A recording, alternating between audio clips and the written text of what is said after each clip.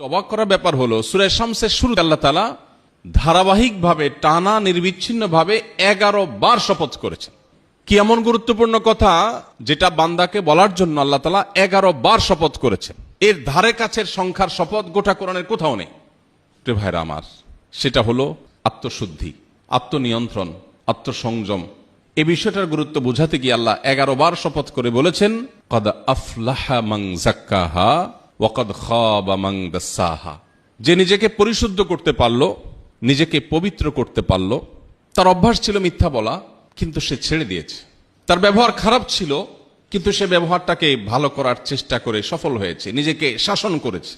তার মধ্যে লোভ ছিল, মোহ ছিল, সে নিজেকে নিয়ন্ত্রণ করতে পেরেছে। তার বদভ্যাস ছিল মোবাইলে হারাম জিনিস দেখা, সে সেখান থেকে বেরিয়ে এসেছে। তার বদভ্যাস ছিল হারাম জিনিস শোনা, সে সেখান থেকে সরে এসেছে, ট্র্যাক চেঞ্জ করেছে, জাহান্নামমুখী পথ থেকে জান্নাতমুখী পথে এসেছে। কদ আফলাহা মান যাক্কাহা। যে পরিবর্তন করতে পারলো নিজেকে, পরিশুদ্ধ করতে পারলো নিজেকে, নিয়ন্ত্রণ করতে পারলো নিজেকে, সংযমী করতে পারলো নিজেকে, আল্লাহ বলছেন 11 বার শপথ করে বলেছেন এই ব্যক্তি সফল হয়ে গেল।